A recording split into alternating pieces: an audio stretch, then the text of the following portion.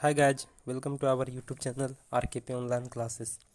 तो चलिए दोस्तों, आज हम लोग बायोलॉजी का ब्रेन चैप्टर पढ़ते हैं। ब्रेन के बारे में कुछ हम लोग जानने की कोशिश करते हैं। और दोस्तों, अगर आपको ये यूट्यूब चैनल अच्छा लगे, ये वीडियो अच्छा लगे, तो आप इसे कृपया शेयर एंड सब्सक्राइब ज़रूर कर दीजिएगा। तो चलिए दोस्तों, हम लोग देखते हैं क्या मस्तिष्क क्या होता है। आपका मानव मस्तिष्क क्या है। देखिए दोस्तों, क्या है आपका मानव मस्तिष्क के बारे में हम लोग पढ़ेंगे। तो स्टार्ट करते हैं दोस्तों। देखिए, आपका ब्रेन आकर सबसे पहला क्या हम लोग पढ़ेंगे, ब्रेन जो मस्तिष्क होता है वो क्या है।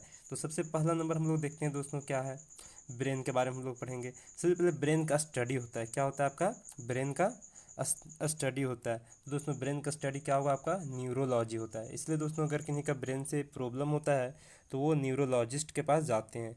तो ब्रेन का स्टडी क्या होगा, स्टडी ऑफ ब्रेन आपका न्यूरोलॉजी होगा। क्या होगा, न्यूरोलॉजी। तो चलिए दोस्तों, आगे देखते हैं। क्या देखिए, ब्रेन में क्या होता है, कुछ फैक्ट हम देख लेते हैं कि ब्रेन में क्या क्या होते हैं। देखिए दोस्तों, ब्रेन में एक दिन में कितना आपका 7,000 थॉट, कितना 70,000 थॉट्स यानी विचार आते हैं। एक दिन में दिमाग में कितने आते हैं, 70,000 विचारें आते हैं। इधर के बाद उधर, ये सब क्या जो थॉट्स होते हैं, जो थिंकिंग होते हैं, वो 70,000 थिंकिंग एक दिन में आते हैं। कहाँ पे, ब्रेन में।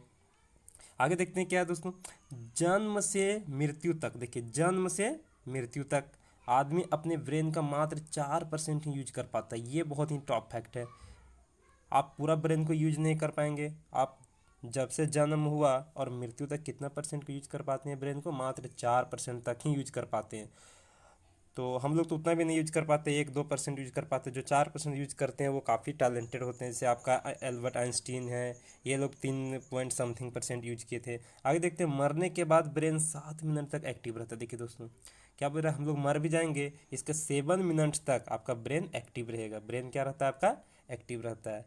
तो याद रखिएगा, 4% तक मैक्सिमम यूज कर पाते हैं हम लोग, है ना। और मरने के 7 मिनट तक आपका क्या ब्रेन एक्टिव रहता है। हमारे ब्रेन में सबसे ज़्यादा क्या पाया जाता है, आपका फैट पाया जाता है। क्या पाया जाता है, आपका वसा। और इसलिए इसे क्या बोलते हैं, फैटेस्ट ऑर्गन कहते हैं। देखिए, आपको अगर पूछेगा हमारे शरीर में सबसे फैटेस्ट ऑर्गन क्या है, सबसे ज़्यादा वसीय वाला अगर अंग क्या है, तो आपका ब्रेन होगा। तो क्या होगा, ब्रेन, दिमाग। आगे देखने में ब्रेन का आखिर वजन क्या होगा, क्या है ब्रेन का वजन कितना होगा। देखिए क्या होता है दोस्तों, बच्चा में यानी चाइल्डहुड में 300 से 400 ग्राम के ब्रेन होते हैं, है ना। और एडल्ट में क्या होते हैं, देखिए 1450 ग्राम हो जाते हैं। देखिए 1450 ग्राम एडल्ट में, कब, तो देखिए मेल में होते हैं। सबका अलग अलग पार्ट है। देखिए देखिएगा, आपका मेल में कितना है, 1450 ग्राम। फीमेल का ब्रेन हल्का होते हैं, कितना, लगभग 100 ग्राम। कितना, 100 ग्राम लगभग हल्के होते हैं। किनका, फीमेल का ब्रेन। यानी औरतों का दिमाग थोड़ा छोटा होता है। कितना होता है छोटा, देखिए 100 ग्राम। मेल का होता है 1450 ग्राम, 1450 ग्राम याद रखिएगा। और फीमेल का होता है 1350 ग्राम। दोस्तों, अगर दोनों का एवरेज निकालेंगे तो कितना होगा आपका, 1400 ग्राम। तो याद रखिएगा, पूछा जाता है कि ब्रेन का औसतन वजन कितना होता है, तो आपको कितना बताएंगे, 1400 ग्राम। देखिए दोस्तों, यहाँ पे आपको बता रहा है कि जो ब्रेन होता है 1400 ग्राम या फिर 1450 ग्राम जो मेल का है, वो टोटल बॉडी वेट का कितना परसेंट होता है, तो ये 2% होता है। कितना होता है, 2%। अगर आपका 100 kg का वेट है तो आपका ब्रेन कितना का होगा, आपका 2 kg का होगा। कितना का होगा, 2 kg का होगा। तो यानी 2% जितना आपका बॉडी वेट है, उसका 2% क्या होगा, आपका ब्रेन का वजन होगा। आगे देखते हैं, क्या हमारे शरीर में ऊर्जा सबसे ज़्यादा कार्बोहाइड्रेट से मिलती है। देखिए दोस्तों, ये तो हम लोग जानते हैं क्या होता है कि हमारे बॉडी में सबसे ज़्यादा, देखिए अगर एनर्जी गिविंग कोई सब्सटेंस है तो वो क्या है आपका, ये न्यूट्रिशन है, तो आपका कार्बोहाइड्रेट है। एनर्जी गिविंग आपका क्या है, आपका ये आपका कार्बोहाइड्रेट है। इसी से हमको सबसे ज़्यादा एनर्जी मिलता है। तो देखिए क्या होता है, 4.3 से 4.5 कैलोरी। देखिए एनर्जी का यूनिट है आपका क्या, कैलोरी। तो कार्बोहाइड्रेट से कितना मिलता है, 4.3 से 4.5 कैलोरी आपका एनर्जी मिलता है। किससे, कार्बोहाइड्रेट से।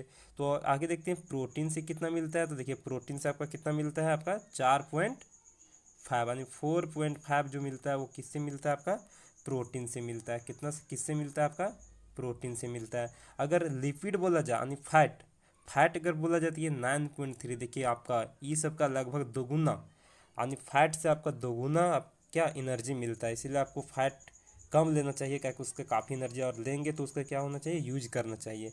अदरवाइज आपका मोटापा आपका ओबेसिटी हो जाएगा। क्या हो जाएगा? ओबेसिटी को ही कहते हैं क्या? मोटापा। तो इसलिए ज़्यादा फैट नहीं लेना चाहिए। देखिए फैट में क्या होता है? सबसे ज़्यादा एनर्जी पाया जाता है। तो आगे देखते हैं क्या होता है। देखिए ब्रेन में पाया जाने वाला सबसे ज़्यादा, अगर मिनरल्स की बात किया जाए, मिनरल्स कहने मतलब खनिज पदार्थ, तो ये होता है क्या दोस्तों? सोडियम होता है। क्या होता है? सोडियम। ये सबसे ज़्यादा किस में पाया जाता है? ब्रेन में पाया जाता है। कौन सा? ये खनिज पदार्थ है। सबसे ज़्यादा कौन सा खनिज पदार्थ पाया जाता है? आपका सोडियम पाया जाता है। अगर मानव शरीर में सबसे ज़्यादा अगर खनिज की बात किया जाए, शरीर के बात है दोस्तों, ब्रेन का बात नहीं है, अगर मानव शरीर की बात किया जाए तो इसमें क्या होगा? आपका कैल्शियम पाया जाता है। क्या पाया जाता है? आपका कैल्शियम सबसे ज़्यादा आपका, अगर मानव शरीर में बात किया जाए। और ये भी क्या ध्यान रखिए, खनिज का बात हो रहा है, क्या बात हो रहा है? मिनरल्स का, तो कैल्शियम। अगर दिमाग में कहा जाए तो क्या होगा? सोडियम। और आगे देखते हैं क्या है। देखिए ब्रेन में वाटर, ब्रेन में वाटर का कितना परसेंट होता है? देखिए ब्रेन में आपका वाटर रहता है, तो वाटर का क्या परसेंटेज है वो भी देख लेते हैं। देखिए टोटल बॉडी के कितना होता है? 75%। देखिए ब्रेन में पानी कितना होता है आपका? वाटर, जितना भी आपका बॉडी का वेट होगा, बॉडी के पानी का जितना भी होगा, उसका 75% कहाँ रहता है? आपका ब्रेन में ही होता है। ब्रेन में वाटर कितना होता है? टोटल बॉडी के 75%। और टोटल बॉडी का वेट कितना होता है ब्रेन का? तो टोटल ब्रेन का वेट टोटल बॉडी का 2% होता है। याद रखिएगा कितना होता है? 2%। आगे देखते हैं हमारी बॉडी में ग्लूकोज। देखिए क्या होता है हमारे बॉडी में? ग्लूकोज और ऑक्सीजन का 20% ब्रेन के पास होता है। देखिए क्या बोल रहा है, हमारे बॉडी में ग्लूकोज व ऑक्सीजन में क्या होता है? 20% ब्रेन के पास होता है। जो आपका ग्लूकोज और ऑक्सीजन होता है किसमें? 20% कहाँ पे होता है? आपका ब्रेन में होता है। क्योंकि ब्रेन को सबसे ज़्यादा एनर्जी की आवश्यकता होती है। देखिए सारा काम आपका ब्रेन से ही कर रहे होंगे, इसलिए ब्रेन को क्या होता है? सबसे ज़्यादा एनर्जी चाहिए होता है। आगे देखते हैं ह्यूमन बॉडी में ब्रेन का प्रत्यारोपण संभव नहीं। कहने का मतलब देखिए जो ट्रांसप्लांट करते हैं आपका ऑर्गन का, किडनी का ट्रांसप्लांट हो जाता है, आपका लीवर का हो जाता है, तो इस प्रकार से बहुत सारे एक्सटर्नल ऑर्गन का होता है, तो आपका लेकिन ब्रेन का प्रत्यारोपण ट्रांसप्लांट पॉसिबल नहीं है। इसीलिए आपका व्हीकल चलाने में बोला जाता है कि आप हेलमेट पहन के चलाएं, क्योंकि ब्रेन अगर कुछ हो गया तो आपका ब्रेन फिर ट्रांसप्लांट होगा नहीं और आप सीधे आपका टिकट कट जाएगा यानी आप ऊपर ही जाएंगे। तो आगे देखते हैं दोस्तों ह्यूमन ब्रेन। तो देखिए यहाँ पे स्टार्टिंग करते हैं कि स्टडी ऑफ ब्रेन क्या होता है, अभी पहले ही बता चुके हैं। स्टडी ऑफ ब्रेन क्या होगा? आपका न्यूरोलॉजी। क्या होता है? आपका न्यूरोलॉजी होता है। स्टडी ऑफ ब्रेन न्यूरोलॉजी होगा। तो आगे देखते हैं। देखिए क्या होता है, ब्रेन के ऊपर का एक जो खोपड़ी होता है ना दोस्तों, इसको कहते हैं क्रेनियम। क्या कहते हैं आप? क्रेनियम। क्रेनियम जो खोपड़ी होता है, आप देख रहे होंगे खोपड़ी के ऊपर का पार्ट, उसको क्या कहते हैं हम? क्रेनियम कहते हैं। क्या कहते हैं? क्रेनियम। ये खोपड़ी देखिए, इसके अंदर में क्या होता है? 1.5 से 2 लीटर ब्लड होता है। देखिए ये क्रेनियम के अंदर, खोपड़ी के अंदर में जो इसके भी अंदर क्या होता है? 1.5 से 2 लीटर ब्लड होता है। क्या होता है? ब्लड होता है। और इसके अंदर भी क्या होता है? आपका बीटा बोन्स पाया जाता है। क्या पाया जाता है आपका? इसके अंदर, सॉरी, इसके अंदर कितना पाया जाता है? आपका 8 बोन्स। जो 8 बोन है, याद रखिएगा ब्रेन के अंदर कितना बोन पाए जाएंगे? आपका 8 बोन। कितना होते हैं? 8 बोन। और बोन के बीच में एक फाइबर ज्वाइंट होता है। देखिए ज्वाइंट जो होता है बोन के अंदर भी क्या होता है? आपका ज्वाइंट पाया जाता है। तो ये चीज़ है। तो आगे देखिए, आप देखिए ये क्रेनियम है सबसे बाहर का पार्ट, और इसके अंदर भी देखिए 3 रेखा आपको दिख रहा होगा, और इसके अंदर भी तीनों क्या होते हैं? और इसके अंदर भी क्या होता है? आपका तीनों मेन ब्रेन को मिला करके इन्हें आपका मेनिंग्स यानी मेनिंजाइटिस बोला जाता है। ध्यान दीजिएगा क्रेनियम के अंदर में 3 आपका मेम्ब्रेन होता है। देखिए 3 मेम्ब्रेन दिख रहा है आपको? 3 मेम्ब्रेन होता है, यानी 3 आपका मेम्ब्रेन, और उसी को मिलके क्या कहते हैं आप? मेनिंजाइस कहते हैं। क्या कहते हैं? मेनिंजाइस। और जिनको यहाँ पे प्रॉब्लम होता है उसी को क्या कहेंगे? मेनिंजाइटिस कहेंगे। क्या कहेंगे? अगर इसके अंदर, अगर मान के चलिए आपका ये क्रेनियम के अंदर 3 लेयर है, और उस लेयर में अगर आपका वायरस या बैक्टीरिया का अगर इन्फेक्शन हो गया तो क्या होगा दोस्तों? तो इसको कहते हैं मेनिंजाइटिस। ये आपका पढ़े होंगे कि मेनिंजाइटिस किस रोग से संबंधित है? आपका दिमाग का बीमारी से संबंधित है।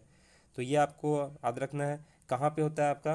तो क्रेनियम के अंदर जो इन्फेक्शन होता है उसे क्या कहते हैं आप? मेनिंजाइटिस कहते हैं। तो मुझे उम्मीद है कि आपको अच्छा ही लगा होगा। चलिए आगे देखते हैं। तो ये 3 मेम्ब्रेन है ना?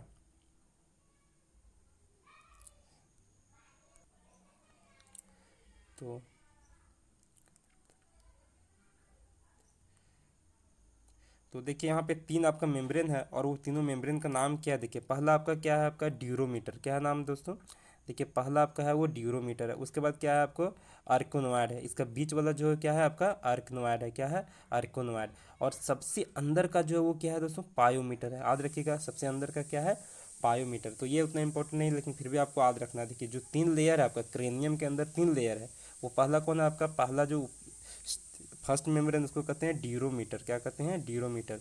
उसके अंदर बीच वाला उसको कहते हैं आर्कोनॉइड, क्या कहते हैं आर्कोनॉइड। और उसके सबसे अंदर का जो मेम्ब्रेन है उसे क्या कहते हैं पायोमीटर।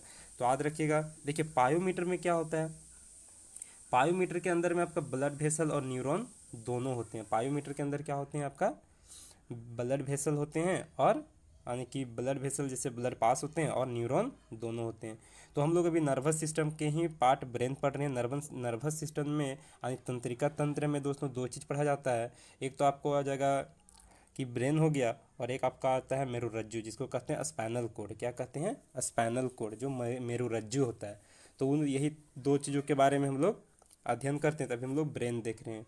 तो चलिए देखते हैं आप आगे क्या। देखिए न्यूरॉन, देखिए न्यूरॉन क्या होता है तो हम लोग जानते हैं क्या होता है कि ये जो आपका नर्वस सिस्टम का जो स्मॉलेस्ट यूनिट होता है, नर्वस सिस्टम का जो ये यानी तंत्रिका तंत्र कहने का मतलब है कि मानव मस्तिष्क का यानी जो हम लोग का ब्रेन है, ब्रेन का जो अगर सबसे एक छोटा यूनिट कहा जाए तो वो क्या कहेगा, यानी फंक्शनल यूनिट को क्या कहेंगे न्यूरॉन कहेंगे, क्या कहेंगे न्यूरॉन कहेंगे। तो देखिए आप आगे क्या, यह मानव की मस्तिष्क की क्रियात्मक एवं संरचनात्मक इकाई है, क्या है दोस्तों।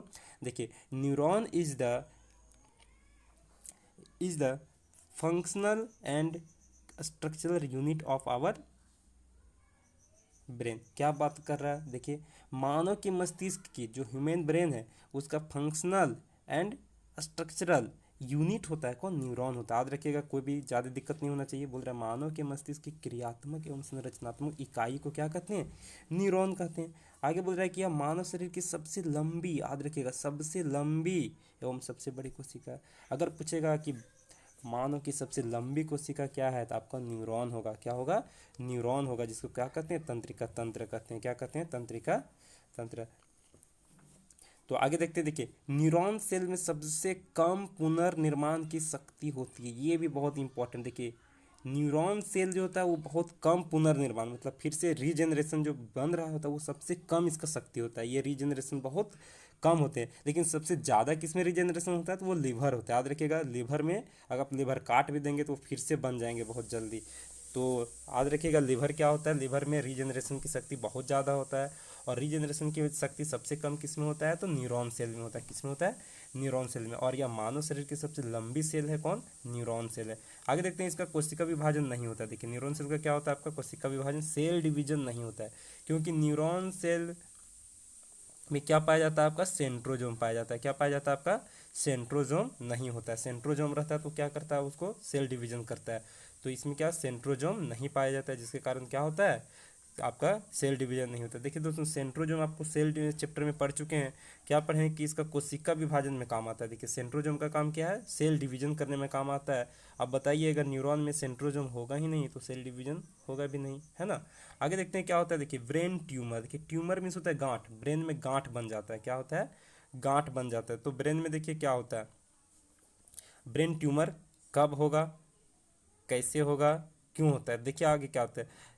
न्यूरॉन देखिए बहुत ही आपका जो ब्रेन का जो सेल है ये यूनिट है, इसमें देखिए बहुत ही सेंसिटिव होता है। जो ब्रेन जो न्यूरॉन होता है वो क्या होता है बहुत सेंसिटिव होते हैं, है ना। और ये ट्यूमर जो बन जाता है दोस्तों इसका ये क्या करता है बर्दाश्त नहीं कर पाते हैं, है ना, और इसीलिए इंसान को क्या होता है मृत्यु हो जाती है, इसीलिए क्या होता है मृत्यु। तो इसे क्या कहते हैं कैंसर, जो अब ब्रेन कैंसर हो रहा है वो क्या होता है यही ट्यूमर बन जाता है ब्रेन में, और ये ब्रेन क्या सह नहीं पाता है, जिसके कारण क्या होता है डेथ हो जाता है। तो देखिए ब्रेन में दो प्रकार के सेल पाए जाते हैं, ब्रेन में कितने प्रकार के सेल पाए जाते हैं दो। एक तो हो गया आपका क्या न्यूरॉन, और ये 90% होता है, और ये कौन सा होता है आपका न्यूरोलॉजिकल, क्या है आपका। हाँ देखिए ब्रेन के कितना दो प्रकार के सेल होता है, एक तो आप न्यूरॉन जान रहे हैं जो ब्रेन का क्या होता है फंक्शनल ये स्ट्रक्चरल यूनिट होता है। तो ये हो गया आपका ब्रेन में दो प्रकार के सेल में, एक न्यूरॉन हो गया और एक कौन सा होता है आपका देखिए न्यूरोंग्लियल, कौन सा होता है आपका देखिए न्यूरोंग्लियल सेल है आपका, और ये 10% होता है। देखिए ये 10%, न्यूरॉन में सेल डिवीजन नहीं होता लेकिन इसके अंदर सेल डिवीजन होता है, किसमें न्यूरोंग्लियल में आपका सेल डिवीजन की पावर होती है। क्यों, क्योंकि इसके अंदर आपका ये सेंट्रोसोम पाया जाता है। जब इनके अंदर क्या होता है, कैंसर वाले केमिकल आते हैं तो क्या होता है, कोशिका विभाजन फास्ट हो जाता है। देखिए क्या होता है, ये जो आपको न्यूरोंग्लियल सेल है, इसके अंदर जब कैंसर वाले कहने का मतलब जब ट्यूमर बन रहा होगा, उसमें क्या होता है, कोशिका डिवीजन हो जाता है। तो चलिए यहाँ तक तो हम लोग देख लिए कि सबसे पहले ब्रेन ट्यूमर होता है, तो ब्रेन ट्यूमर को सह नहीं पाता है न्यूरॉन, और जिसके कारण आदमी को क्या होता है, डेथ हो जाता है। ब्रेन में दो प्रकार के सेल होता है, एक न्यूरॉन सेल हो गया और एक क्या होगा आपका न्यूरोंग्लियल सेल होगा। अब हम लोग आगे देखते हैं दोस्तों, क्या है आपका पार्ट्स ऑफ ब्रेन। देखिए हम लोग को देखना है क्या, पार्ट्स ऑफ ब्रेन, क्या आखिर ब्रेन के भाग कितने होते हैं। तो याद रखिएगा ब्रेन के भाग देखिए कितने होते हैं।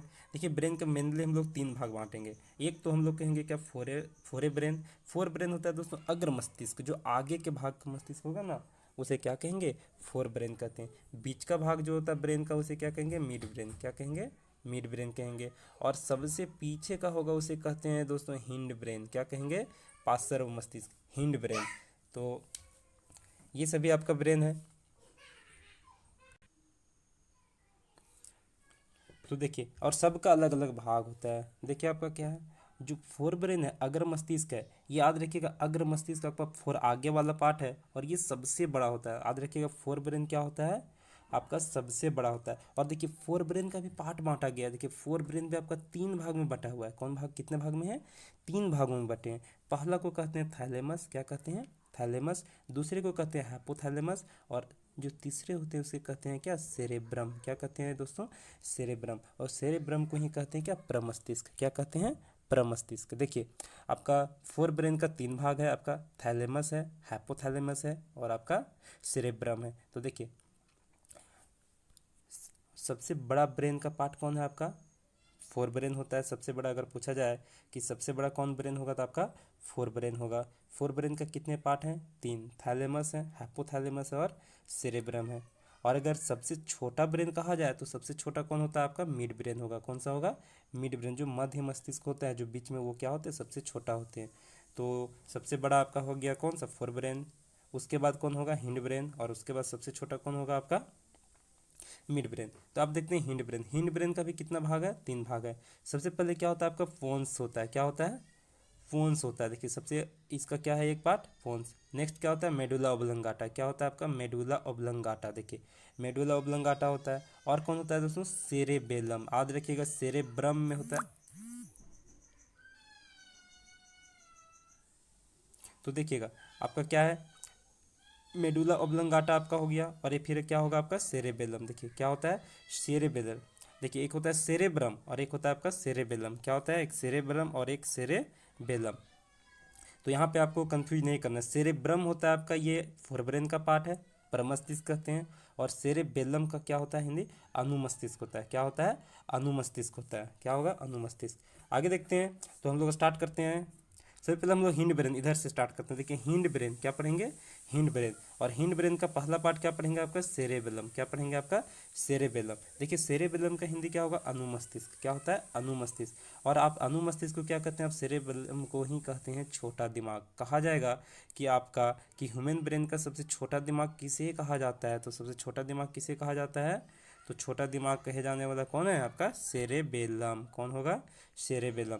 तो सबसे छोटा दिमाग बोला जाता है किसको, सेरेबेलम को कहा जाता है। इसमें जीवन भर क्या होता है, आप इसे बोल सकते हैं क्या, जीवन का पेड़ भी बोला जाता है। देखिए सेरेबेलम को क्या कहा जाता है, जीवन का पेड़ भी बोला जाता है। सेरेबेलम को क्या कहेंगे, जीवन का पेड़। सबसे छोटा दिमाग सेरेबेलम को, है ना। देखिए इसका फंक्शन क्या होता है। देखिए सेरेबेलम का काम होता है क्या, कि शरीर का संतुलन। कहने का मतलब शरीर को बैलेंस बनाता है। जैसे जब कोई लोग अल्कोहल ज़्यादा पी लेते हैं तो उसमें क्या होता है, उनका बॉडी बैलेंसिंग गिर ये कम हो जाता है, जिसके कारण इधर उधर गिर जा रहे हैं, हिल डोल रहे होते हैं, या उनका बॉडी मूवमेंट सही से नहीं हो पा रहा होगा।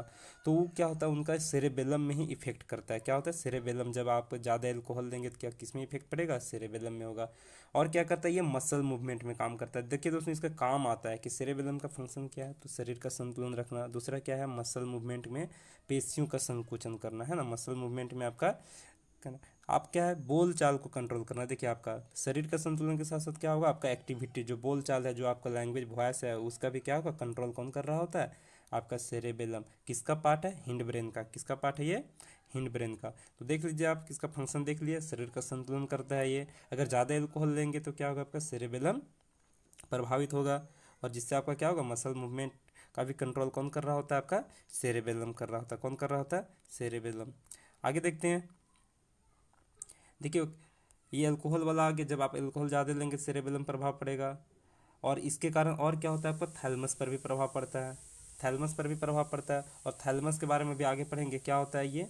थैलमस जो होता है, इससे हम लोग का अनुभव होता है कि सर्दी गर्मी, है ना, आपका फिर कुछ आपका पेन हो रहा है तो आप इसको दर्द वगैरह जो जो महसूस कर पाते हैं, यानी फीलिंग कर सकते हैं। फीलिंग किस में होता है, आपका थैलेमस में होता है। किस में होता है, थैलेमस में। तो थैलेमस में हम लोग क्या करते हैं, फीलिंग्स को महसूस करते हैं।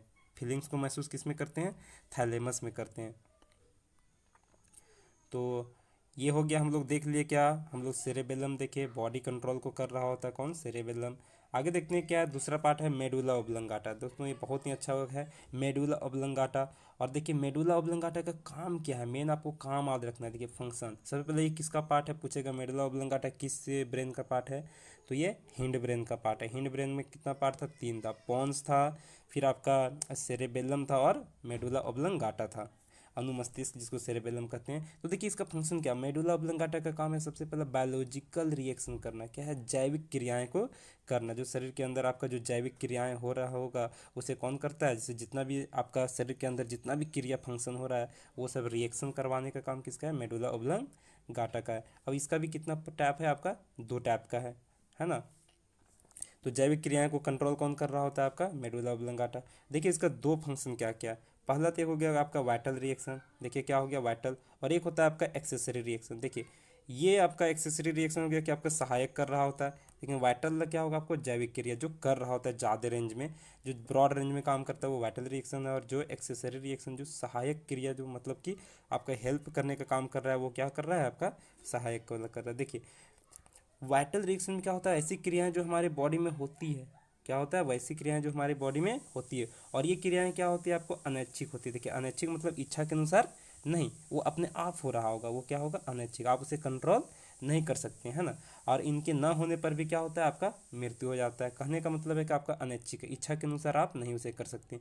तो ये वाइटल रिएक्शन कौन कंट्रोल कर रहा होगा, मेडुला ऑब्लंगाटा। तो देखिए कौन कौन होते हैं जो वाइटल रिएक्शन में होते हैं। तो देखिए सबसे पहले श्वसन क्रिया, कौन सा क्रिया, आपको श्वसन प्रक्रिया हो गया, पाचन प्रक्रिया हो गया, उत्सर्जन हो गया, अन्य जो आप ब्रीदिंग कर रहे होंगे वो, आपका डाइजेस्टिव सिस्टम हो गया, आपका एक्सक्रेटरी सिस्टम हो गया, हार्ट बीट हो गया जो आपका धड़कन हो रहा है, ब्लड सर्कुलेशन हो गया, आपका जो खून का संचरण हो रहा है, ये सारे काम के हैं आपको, ये आपका अनैच्छिक है। ये क्या है, अनैच्छिक क्रिया है ना। और ये सब कौन सा कंट्रोल कर रहा होगा, ये सारी चीज़ आपका मेडुला ऑब्लंगाटा। और अगर ये सहायक काम देखा जाए तो ऐसी क्रियाएं जो हमारी बॉडी में होती है और ये अनैच्छिक होती है, ये भी क्या होती है, अनैच्छिक होती है। इसके ना होने पर मृत्यु नहीं होती। कहने का मतलब है कि अगर ये काम नहीं होगा तो आपको मृत्यु भी नहीं होगा। कहने का मतलब जो कभी कभी होता है ये सहायक क्रिया, इसमें भी कंट्रोल कौन कर रहा है, इसे भी कंट्रोल करता है मेडुला ऑब्लंगाटा। जैसे देखिए क्या होता है, हिचकी आना, क्या होता है, हिचकी आना, हेजिटेशन होना, छींकना, स्नीजिंग, है ना, जो छींकते हैं। तो ये भी क्या होता है, जुकाम, खांसी, खराटे लेना, है ना, और आंखें क्या चमकाना, जो ये सब काम कर रहे होते क्या होता है, तो इसमें इसे कौन कंट्रोल करता है, मेडुला ऑब्लंगाटा। तो याद रखिएगा दोस्तों, बायोलॉजिकल रिएक्शन 2 प्रकार के होते हैं, एक वाइटल रिएक्शन होते हैं और एक क्या होता है, एक्सेसरी रिएक्शन। दोनों को कंट्रोल कौन कर रहे होते हैं, आपका मेडुला ऑब्लंगाटा। आगे देखते हैं नेक्स्ट आपका हिंड ब्रेन का तीसरा जो एक पार्ट बचा हुआ है, और ये क्या है, आपका पोन्स वेरियोली। क्या है आपका, पोन्स वेरियोली। देखिए पोन्स वेरियोली, आपका पोन्स से भी इसको रखते हैं, वेरियोली नहीं बोलिएगा चलेगा, पोन्स है। इसका फंक्शन देखिएगा, श्वसन तंत्र को कंट्रोल करता है। ये क्या करता है, आपका जो सांस ले रहे होते हैं वो श्वसन तंत्र को कौन कंट्रोल करता है, पोन्स करता है। कौन कंट्रोल करता है, पोन्स कंट्रोल करता है। तो यहाँ तक तो आपको समझ में आ गया होगा। आगे देखते हैं हम लोग, अब आते हैं मिड ब्रेन। क्या आते हैं, मिड ब्रेन। देखिए मिड ब्रेन, तो मिड ब्रेन, और मिड ब्रेन का उतना ज़्यादा फंक्शन नहीं है इसलिए हमको इसको देखेंगे नहीं। आगे देखते हैं क्या आपको, तो चलिए अब हम लोग आते हैं ये फोर ब्रेन में। क्या आते हैं, फोर ब्रेन में, जो आपका अगर मस्तिष्क है उसके कुछ पार्ट देख लेते हैं। और इसका पार्ट आपका अलग अलग पार्ट है। और इसका फोर ब्रेन का देखिए आपका क्या था, हाइपोथैलेमस था, क्या था, हाइपोथैलेमस था, फिर थैलेमस था, और क्या था आपका एक आपका सेरेब्रम था। तो ये तीनों पार्ट को देखेंगे तो देख लेते हैं क्या आपका हाइपोथैलेमस पहले देखते हैं। क्या देखते हैं? हाइपोथैलेमस। देखिए यहाँ जो जो इंपॉर्टेंट है उसे हम लोग पहले देखेंगे। देखिए हाइपोथैलेमस को क्या कहते हैं? मास्टर ऑफ मास्टर ग्लैंड कहते हैं। देखिए आपको यहाँ से आपको इंपॉर्टेंट है, मास्टर ऑफ मास्टर ग्लैंड किसे कहते हैं? हाइपोथैलेमस को कहते हैं। किसे कहते हैं? हाइपोथैलेमस ग्लैंड को कहते हैं। और यह एक क्या है आपका ग्लैंड है, क्या ग्रंथि में, ग्रंथि की तरह काम करता है। कौन? आपका हाइपोथैलेमस। अब देखते हैं आगे क्या है। इसका ब्रेन की तरह किस क्या काम है? कहने का मतलब हाइपोथैलेमस का क्या काम है? देखिए हाइपोथैलेमस के कारण ही हम लोगों को दोस्तों क्या होता है? भूख का एहसास होता है, प्यास का एहसास होता है, फीलिंग आता है, गुस्सा होता है, प्यार होता है, घृणा होता है। ये सब किसके होता है? हाइपोथैलेमस के कारण होता है। हाइपोथैलेमस किसका पार्ट है? आपका अग्र मस्तिष्क का पार्ट है। किसका पार्ट है? अग्र मस्तिष्क का, यानी फोर ब्रेन का पार्ट है। तो भूख लगना, प्यास लगना, पूछा जाएगा क्वेश्चन कि हमें प्यास का अनुभव किससे होता है? तो हाइपोथैलेमस से होता है। और ये किस ब्रेन का पार्ट है? तो फोर ब्रेन का पार्ट है। किसका पार्ट है? अग्र मस्तिष्क का। यह शरीर का ताप कंट्रोल, ये बहुत इंपॉर्टेंट, टेम्परेचर को जो कंट्रोल कर रहा होता है, कौन कर रहा होता है? आपको हाइपोथैलेमस कर रहा होता है। कौन कर रहा होता है? और इसीलिए इसे ताप मापी भी कहते हैं। पूछा जाएगा कि ताप मापी किसे, किस ग्रंथि को कहते हैं? हाइपोथैलेमस ग्रंथि को कहते हैं। और ये क्या है? आपका फोर ब्रेन का पार्ट है। तो ये आपको समझ में आ गया होगा। आगे देखते हैं क्या आपका सेरेब्रम क्या होता है? सेरेब्रम। देखिए सेरेब्रम अभी क्या है? परम मस्तिष्क। अभी सेरेबेलम हम लोग देखिए बॉडी मूवमेंट और कंट्रोल कर रहा था, बॉडी बैलेंसिंग का काम करता है सेरेबेलम। अब हम लोग पढ़ेंगे सेरेब्रम। देखिए क्या पढ़ेंगे? सेरेब्रम। और सेरेब्रम क्या होता है दोस्तों? मस्तिष्क का सबसे बड़ा भाग को क्या कहते हैं? सेरेब्रम कहते हैं। क्या कहते हैं? सेरेब्रम। और सबसे छोटा कौन था? आपका मिड ब्रेन था। आगे देखते हैं। देखिए टोटल ब्रेन का 2/3 भाग, कहने का मतलब ये है अगर ब्रेन आपका 3 kg का है तो 2 kg का कौन होगा? आपका 2 kg का हो जाएगा आपका सेरेब्रम, है ना। यानी 2/3 आपका सेरेब्रम हुआ तो 1/3 में आपका कौन सा हो जाएगा? उधर का होगा आपका, और जो मस्तिष्क के भाग है ये सब होंगे। अब इससे देखिए आगे क्या होता है। सेरेब्रम को बुद्धि देने वाला दिमाग बोला जाता है। इसे क्या बोला जाता है? बुद्धि देने वाला दिमाग बोला जाता है। सेरेब्रम भी दो प्रकार में होता है, दो टाइप में बांटा गया है। सेरेब्रम को कितना भाग में बांटा गया है? 2 भागों में बांटा जाता है। तो चलिए देखते हैं। हाँ, तो सेरेब्रम का कितना 2 भाग में बांटा गया। देखिए एक लेफ्ट हैंडी और एक राइट हैंडी। क्या है आपका? लेफ्ट हैंडी और राइट हैंडी। तो देखिए आपका ये सेरेब्रम का आपको दिख रहा होगा फिगर। देखिए लेफ्ट हैंडी, यहाँ पे देखिए बीच में जो आपका पार्ट है बचा हुआ है, ये देखिए क्या है आपका? सल्कस है। क्या है? सल्कस। अगर देखिए ये स्पेस जो है आपका, इसको सल्कस कहते हैं। अगर ये स्पेस ज़्यादा हो गया तो बच्चे क्या होते हैं? मंद बुद्धि के होते हैं। क्या होते हैं? मंद बुद्धि। मतलब वो धीरे धीरे वो गेन करते हैं, मतलब वो कमज़ोर बच्चे होते हैं, है ना। और इधर का देखिए क्या है, इसका आर्ट क्या है आपका? देखिए आपका लेफ्ट हैंड का क्या होता है? Creativity, imagination, 3D music. देखिए ये सब काम किसके द्वारा होता है? क्रिएटिविटी, कुछ आपका क्रिएट कर रहे हैं, कुछ इमेजिनेशन कर रहे हैं आप, कुछ अगर इमेजिन कर रहे हैं, 3D म्यूजिक कर रहे हैं, है ना। आप फिर क्या थ्री अगर इमेजिन कर रहे हैं 3D के बारे में, 3 डायमेंशनल के बारे में, तो किससे होगा? आपका लेफ्ट हैंड से होगा। राइट हैंड से क्या होगा? आपका थिंकिंग होगा, है ना। फिर आपका क्या होगा? आपका रीजनिंग होगा। रीजनिंग करने का मतलब जो आप कुछ कुछ आपका तर्क दे रहे होंगे, है ना। फिर कैलकुलेशन होगा, मैथ होगा। ये सब आपका क्या है? राइट हैंडी का काम है। किसका है? राइट हैंडी का। देखिए दोस्तों इसका जो भाग है ये बटा हुआ आपका है। फर्स्ट इधर का आपका एफ से क्या आपका? फ्रंटल है। क्या है? फ्रंटल। फिर इधर क्या है? पैरिटल है। फिर इधर क्या है आपका? ऑक्सीपिटल है। वो से क्या है? ऑक्सीपिटल। और ये वाला टी से क्या है आपका? टेम्पोरल है। क्या है आपका? टेम्पोरल है।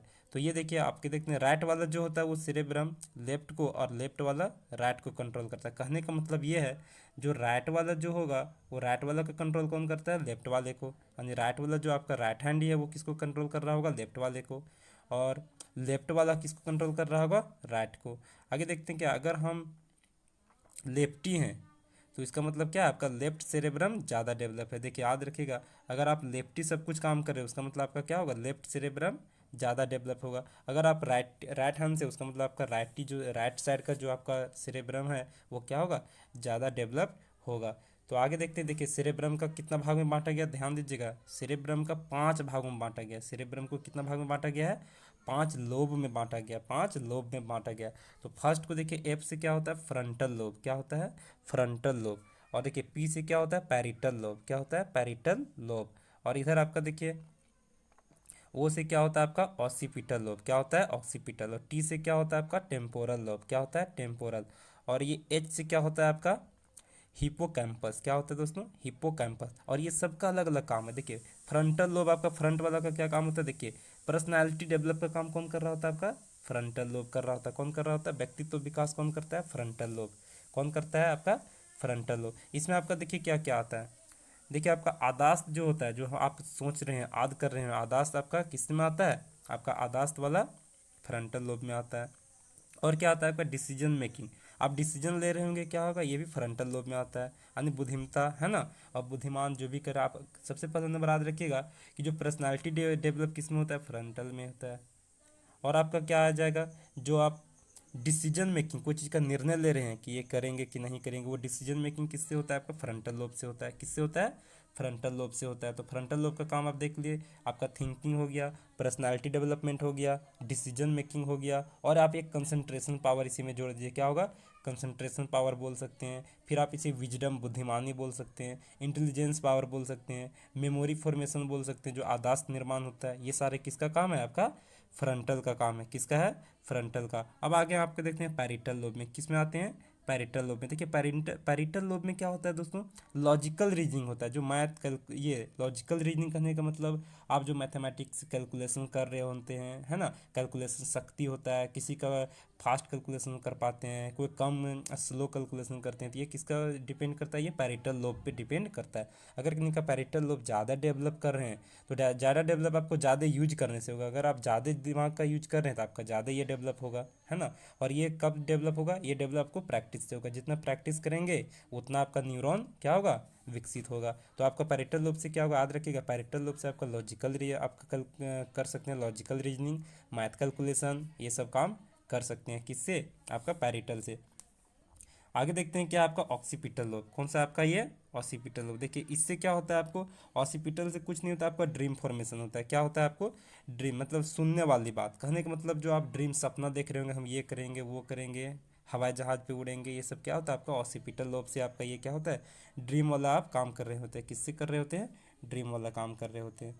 तो आगे देखते हैं क्या है आपका। देखिए टेम्पोरल लोब। कौन सा आपका? Temporal lobe. देखिए टेम्पोरल लोब से क्या होता है आपका? डिस्टेंस एंड डायरेक्शन, यानी क्या होता है? दूरी और दिशा के बारे में बताता है। कौन बताता है आपको? टेम्पोरल। तो यहाँ पे ध्यान दीजिएगा, ये हो गया। अब आते हैं हिप्पोकैम्पस। क्या आते हैं? हिप्पोकैम्पस। देखिए हिप्पोकैम्पस कहने का मतलब है, ये फ्रंटल लोब से जो आदास्त बनते हैं, फ्रंटल लोब से जो आदास्त बनते हैं, उसे क्या करता है? ये स्टोर करने का काम करता है। ये हिप्पोकैम्पस क्या करता है? सबको स्टोर होता है। कहने का मतलब हिप्पोकैम्पस को आप ब्रेन का हार्ड डिस्क कह सकते हैं। ब्रेन का हार्ड डिस्क किसको कहते हैं? और ये सारे चीज़ से जितना हुआ सबको स्टोर कहाँ होता है? आपका हिप्पोकैम्पस में होता है। कहाँ पे होता है आपका? हिप्पो कैंपस में होता है। तो हिप्पोकैम्पस में क्या होगा? सारा स्टोर होता है हिप्पोकैम्पस में।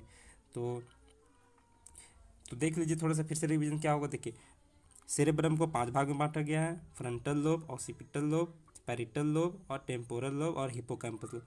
फ्रंटल से क्या होता है आपका? फ्रंटल से thinking, personality development, decision making, आपका कंसंट्रेशन पावर, विजडम, बुद्धिमानी, इंटेलिजेंसी पावर, मेमोरी फॉर्मेशन, आदास निर्माण, ये सब उसमें होता है फ्रंटल में। पैरिटल लोब में क्या होता है आपका? लॉजिकल रीजनिंग, जो कैलकुलेशन वगैरह कर रहे होंगे, है ना, ये सब होता है आपका पैरिटल में। ऑक्सीपिटल में क्या होता है आपको? फीलिंग्स होते हैं, जो फीलिंग करते हैं। टेम्पोरल में क्या होता है आपका? सपने देखते हैं। और सारे चीज़ के बारे में जो स्टोर होता है वो कहाँ पे होता है? आपका हिप्पोकैम्पस में। इसलिए हिप्पोकैम्पस को क्या कहा जाता है? आप इसे ब्रेन का हार्ड डिस्क कह सकते हैं। तो आगे देखते हैं।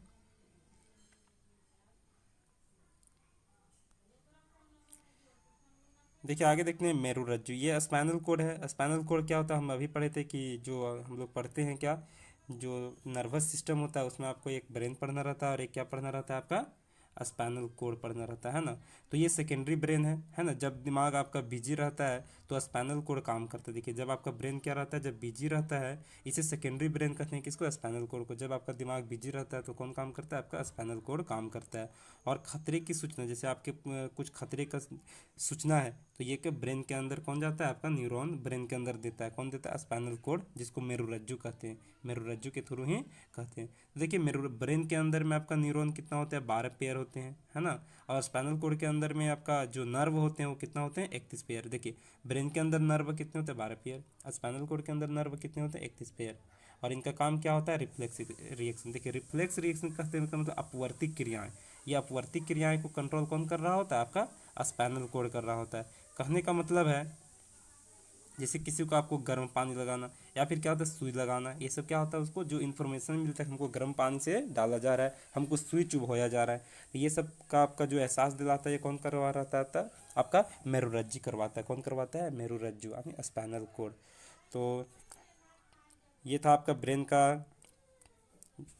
वीडियो दोस्तों। तो कृपया आप इसे अच्छा लगा होगा तो इसे आपको शेयर एंड सब्सक्राइब जरूर कीजिएगा। धन्यवाद।